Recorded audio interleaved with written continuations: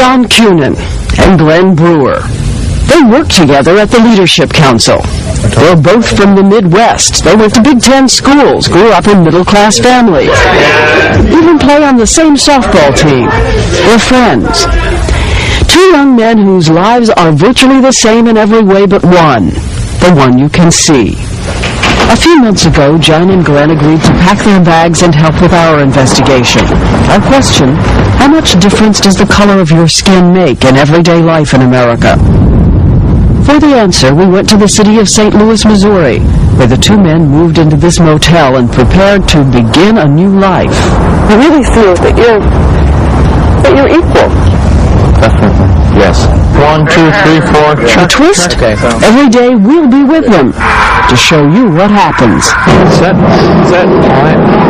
Let's do it. Let us tell you a little bit about how we're going to go about this. We're going to send John and Glen into a variety of situations, and we're going to monitor what's going on from the van. We'll be parked outside. One of the first things John and Glen do is take a look around the city. Go to a shopping center to pick up some things they need. John looks at some clothes. So does Glen.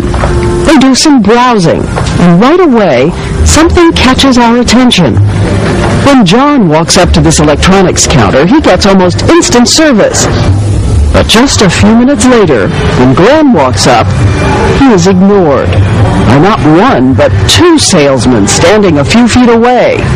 We didn't make anything of it until it happened again and again. Need some help? In the shoe department at this store, John gets instant attention and a hearty welcome. Yet when Glen walks in just 3 minutes later, the salesman looks away. We run a stopwatch as the salesman continues to stare past Glen. No hearty welcome for him. I'm standing there and standing there and standing there, and John just barely skirts the fringe of the department. The guy comes over and he's joking, he's laughing, and that did not happen for me. Even when the two men stroll into a nearby car dealership, Glen walks up to a new car right in front of the showroom window. Once again, we run the clock. I walked around the car, kicked the tires, looked under the rear at the muffler. It seemed an enormous amount of time to me to stand there and wait for me to spend my money.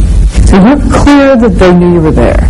Yes, there was a black salesman who looked at me and then looked away. A black salesman? The same salesman who was there in an instant, the moment John set foot on the lot. We can work it out for you. What do I have to do to earn your business? Sign shoes. What about that? What about that salesman who... Julianne Malveaux and Clifford Alexander both study the social and economic consequences of race in America. She's an economist at Berkeley. He's a consultant and former Secretary of the Army. His life lesson is the same life lesson that the white salesman got, that this is a group of people that for some reason I should deal with differently, despite the fact that I might make some money from them.